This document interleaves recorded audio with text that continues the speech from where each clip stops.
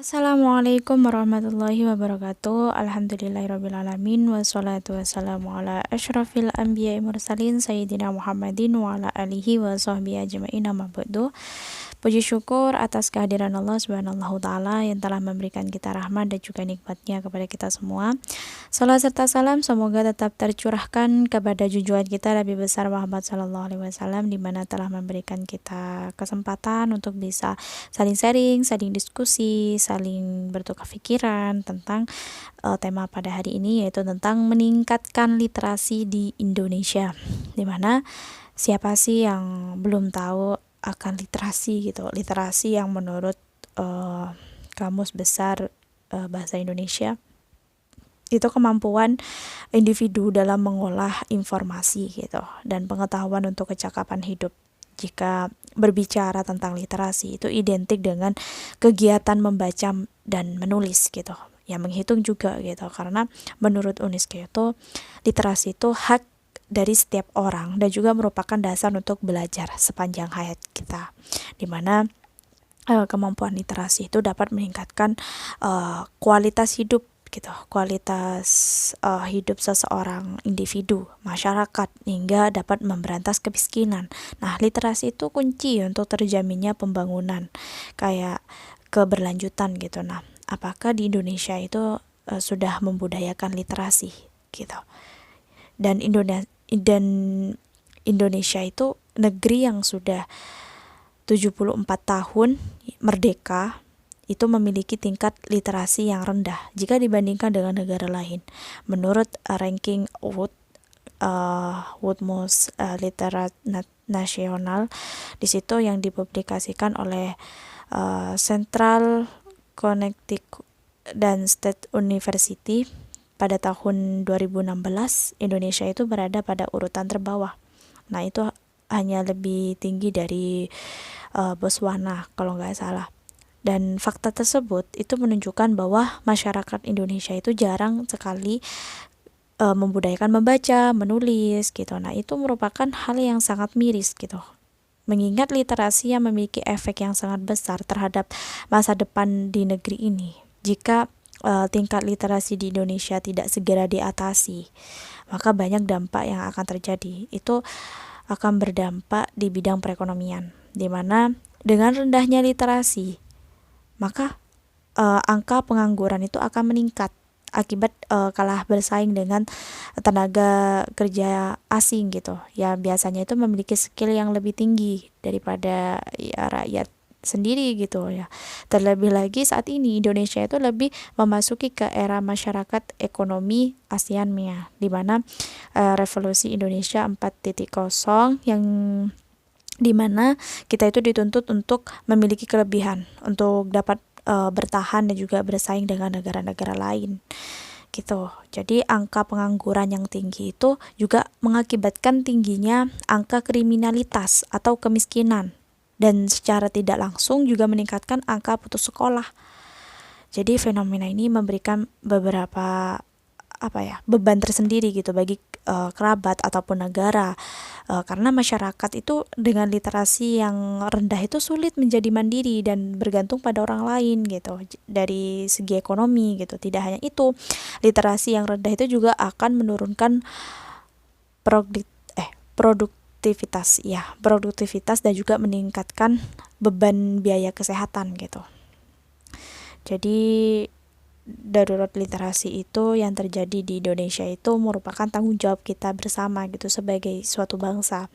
Bukan hanya pemerintah tetapi juga sebagai masyarakat lah gitu. Banyak cara kita itu dapat mengatasi permasalahan. Yang pertama mungkin dengan memanfaatkan kemajuan teknologi gitu. Ya, sebenarnya sih banyak sekali media yang dapat digunakan untuk meningkatkan minat baca, mulai dari video tentang edukasi gitulah, kayak poster infografis juga bisa, dan ya situs-situs berita itu gitu. Jadi terlebih lagi saat ini telah ada buku elektronik di mana bisa kita sebut dengan e-books yang mungkin bukan kapan saja yang melalui gawai atau perangkat elektronik lainnya itu kita bisa memanfaatkan itu gitu. Nah, yang kedua mungkin membiasakan budaya membaca dan juga menulis sejak dini, di mana dengan membiasakan membaca sejak dini itu diharapkan minat baca itu dapat tumbuh gitu. Ya, tentunya pada anak-anak gitu ya, sampai bertahan hingga dewasa. Yang ketiga, mungkin menciptakan program literasi. Ya, kayak program literasi yang biaya rendah gitu. Masyarakat di Indonesia itu kan terkadang terhalang oleh kondisi ekonomi. Nah, ketika ingin membeli buku itu karena harganya yang terkadang terhalang cukup mahal gitu. Nah, jadi perpustakaan yang disediakan pemerintah itu memang sudah cukup untuk membantu gitu. Tapi tidak selalu buku yang dicari itu dapat ditemukan di perpustakaan. Ya, kemungkinan juga karena jarak tempat tinggal atau perpustakaan yang jauh itu membuat masyarakat itu enggan untuk pergi ke sana gitu. Jadi mari kita sebagai bangsa yang besar dan mulai menanamkan kembali budaya literasi. Dengan meningkatkan literasi ya tentunya Indonesia dapat menjadi negara yang lebih maju gitu, yang lebih sejahtera daripada saat ini gitu. Untuk meningkatkan ya memang tidak mudah gitu, tapi perlahan tapi pasti gitu. Nah, jika kita berusaha untuk membudayakan dan juga menanamkan tingkat literasi di Indonesia, pasti akan meningkatkan apa ya? Meningkatkan literasi itu pasti gitu. Ya demi tahun ke tahun gitu. Jadi cara untuk membudayakan literasi itu ya gitu, membudayakan membaca menulis gitu, karena sangat terikat, sangat berkesinambungan gitu. Jadi kecintaan membaca itu dapat ditanamkan dari orang tua kepada anak, jadi menjadi kesadaran dirilah, yaitu dengan membaca pengetahuan kita itu semakin luas dan meningkat gitu. Dan juga kita bisa meningkatkan literasi gitu. Apalagi kemajuan teknologi informasi dan komunikasi atau disebut dengan TIK itu kan amat pesat sekali. Jadi derasnya perkembangan teknologi tidak terletakkan kayak membuat keluarga atau masyarakat itu harus siaga mengikuti gitu. Ya sejak virus COVID ini ya mungkin banyak sekali ditemukan berita maupun informasi yang ternyata palsu gitu, yang hoax gitu. Ya keadaan yang semakin buruk jika semua hoax ya dapat dipercaya oleh masyarakat, yang mungkin itu sangat berpengaruh besar gitu. Jadi penyebaran hoax itu dapat dicegah mungkin agar tidak memberikan efek berbahaya gitu ya. Salah satunya dengan membaca. Ya bobot ditentukan dari seberapa banyak yang kalian baca gitu.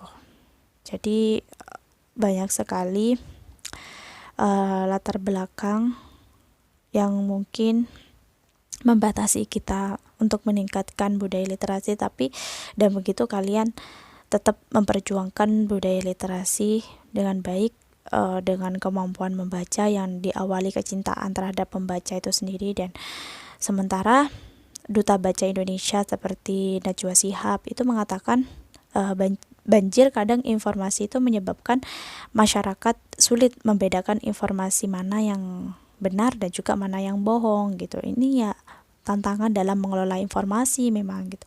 Masyarakat Indonesia ini juga dikenal sebagai masyarakat yang suka ngobrol gitu. Lebih-lebih di media sosial, di mana pengguna Facebook dan Instagram di Indonesia itu menyentuh gitu. Menyentuh angka puluhan juta, bukan menyentuh apa ya? Bukan menyentuh puluhan ribu tapi juta gitu.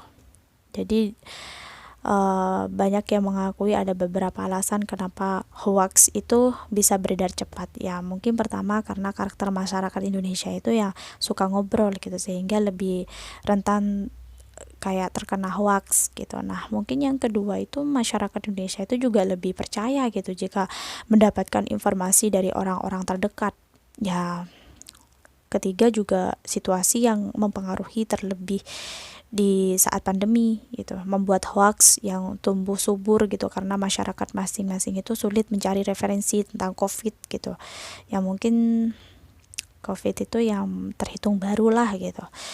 Ya salah satu penyebab hoax itu ya belum ajaknya budaya baca gitu secara fisik dengan buku-buku gitu, lalu dengan cepat beralih ke budaya baca digital. Jadi budaya baca digital itu memerlukan kemampuan literasi yang kuat, dan masyarakat Indonesia itu masih rentan karena belum mampu memilih dan memilah informasi yang tepat gitu sesuai dengan kebutuhan. Jadi dibanding dengan negara-negara lain di dunia itu, tingkat literasi anak-anak dan orang dewasa di Indonesia itu sangat rendah. Kemampuan membaca, berhitung, pengetahuan sains anak-anak Indonesia itu berada di bawah Singapura, Vietnam, Malaysia, Thailand, itu berdasarkan hasil tes PISA gitu. Jadi yang mungkin dirilis oleh Organization for Economic, mungkin nggak mungkin itu pada tahun 2016, saya agak lupa. Jadi sementara ya 70% orang dewasa di Jakarta itu hanya memiliki kemampuan memahami informasi yang dari tulisan pendek, tapi kesulitan untuk memahami informasi dari tulisan yang lebih panjang gitu, yang lebih kompleks gitu. Dari 86% orang dewasa di Jakarta itu hanya dapat menyelesaikan persoalan aritmetika yang membutuhkan satu langkah gitu, tapi kesulitan menyelesaikan perhitungan yang membutuhkan beberapa langkah. Dan data yang dapat disimpulkan dari hasil penilaian itu tes kompetensi sukarela untuk orang dewasa yang berusia 16 tahun ke atas, itu rendahnya literasi itu ya masalah mendasar yang memiliki dampak sangat luas gitu bagi kemajuan bangsa. Jadi literasi rendah itu berkontribusi terhadap rendahnya produktivitas bangsa. Ini berujung pada rendahnya pertumbuhan dan akhirnya berdampak terhadap rendahnya tingkat kesejahteraan yang ditandai oleh rendahnya pendapatan per kapita gitu. Jadi literasi yang rendah itu juga berkontribusi juga gitu secara signifikan terhadap kemiskinan, pengangguran, dan kesenjangan gitu. Jadi perlu ada upaya-upaya khusus gitu dari pemerintah untuk meningkatkan literasi Indonesia. Jadi solusi untuk mengatasi masalah literasi ini, untuk mengatasinya masalah rendahnya atau tingkat literasi di Indonesia ini, ada beberapa upaya gitu yang dapat kalian ketahui, yang harus kalian lakukan gitu. Ya kayak merekrut dan meningkatkan kualitas guru yang sejalan dengan kesepakatan gitu. Jadi sebuah perjanjian yang disepakati pada tahun 2014 gitu, yang sudah delegasi pertemuan Global Education for All yang diselenggarakan UNESCO gitu. Jadi salah satu target itu semua negara memastikan bahwa 2030 itu seluruh pelajar dididik oleh guru-guru yang memenuhi kualifikasi gitu, secara profesional, memiliki motivasi dan mendapatkan dukungan juga gitu. Jadi guru-guru di Indonesia itu perlu mendapatkan dukungan agar menjadi guru yang berkualitas tinggi gitu.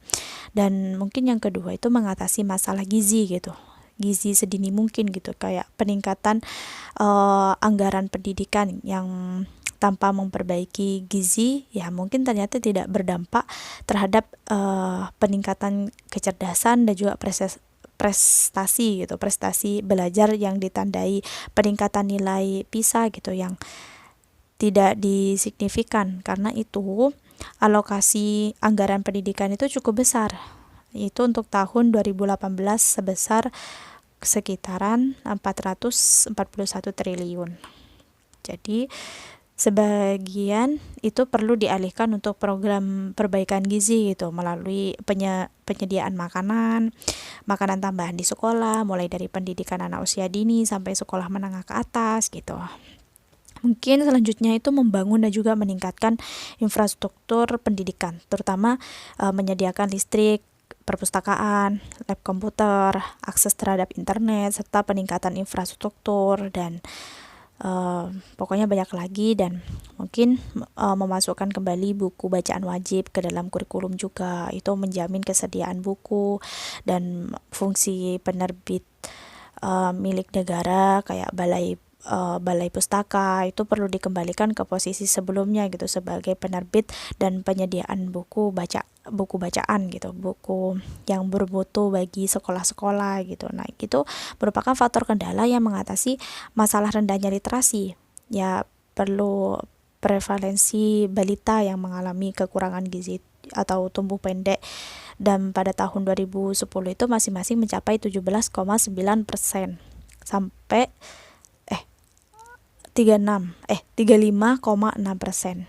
Nah, di situ. Jadi kemampuan literasi di Indonesia itu peningkatan anggaran pendidikan yang dilakukan pemerintah Indonesia gitu, yang telah berhasil meningkatkan angka partisipasi kayak anak-anak yang berumur 13 sampai 15 dari 81,01% pada tahun 2003 itu menjadi 94,7% pada tahun 2016 gitu. Jadi melihat hasil penilaian itu ya dapat disimpulkan bahwa peningkatan anggaran pendidikan di Indonesia itu belum berhasil gitu.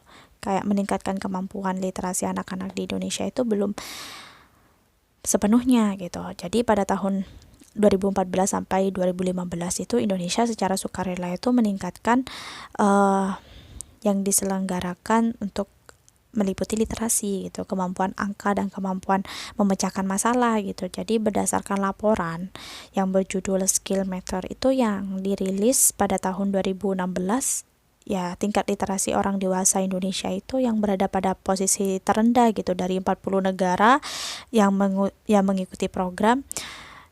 Jadi menemukan bahwa hanya 1% orang dewasa di Jakarta itu memiliki tingkat literasi yang memadai gitu, level 4 dan level 5. Orang dewasa dengan tingkat literasi itu ya dapat mengintegrasikan, menafsirkan, mensintesis informasi dari teks yang panjang yang mengandung informasi yang bertentangan atau kondisional gitu. Itu hanya 5,4% orang dewasa di Jakarta itu memiliki tingkat literasi pada level ketiga. Itu dapat menemukan informasi dari teks yang panjang gitu. Jadi banyak sekali. Dan mengapa tingkat literasi di Indonesia itu rendah? Itu yang menjadi pertanyaan dari semua kalangan, di mana kualitas pendidikan yang rendah itu menyebabkan rendahnya kualitas lulusan pada tingkat pendidikan primer, sekunder maupun pendidikan tinggi gitu. Ini faktor utama rendahnya tingkat literasi, di mana kualitas lulusan antara kualitas dan juga kompetensi guru itu hasil uji kompetensi guru pada tahun 2015 itu hanya mencapai nilai rata-rata 53,02%. Itu kompetensi calon guru itu hanya mencapai 44%, di mana kualitas guru di Indonesia itu masih jauh dari kata memadai gitu. Jadi gizi itu juga faktor kendala untuk mengatasi masalah rendahnya literasi. Untuk mengalami kekurangan gizi atau tubuh yang pendek gitu. Saya sendiri pendek itu pada tahun 2010 itu masing-masing mencapai 17,9% dan 35,6%. Jadi pada tahun 2013 kekurangan gizi mencapai 17,8%, yang prevalensi tubuh pendek itu bahkan naik menjadi 36,8% gitu.